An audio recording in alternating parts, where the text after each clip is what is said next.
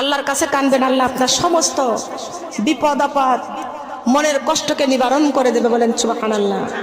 তার কারণ শান্তি দেওয়ার মালিককে। নামাজ পড়তে হবে, আল্লাহর কাছে ধৈর্য চাইতে হবে। বলেন সুবহানাল্লাহ। কি বলতে হবে? কার কাছে চাইতে হবে? আমার কাছে চাইলে দিতে পারবো? কথা বলেন। সন্তান দেওয়ার মালিককে, হায়াতের মালিক। আবার ডাক দিবেন কে? কুল্লু নাফসিন যায়কাতুল মাউত। বলেন সুবহানাল্লাহ।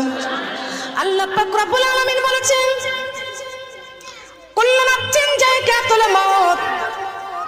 প্রত্যেকটা প্রাণীর আমি আল্লাহ প্রাণ দিয়েছি, আর প্রত্যেকটা প্রাণী মৃত্যুর স্বাদ আস্বাদন করবে। বলেন সুবহানাল্লাহ।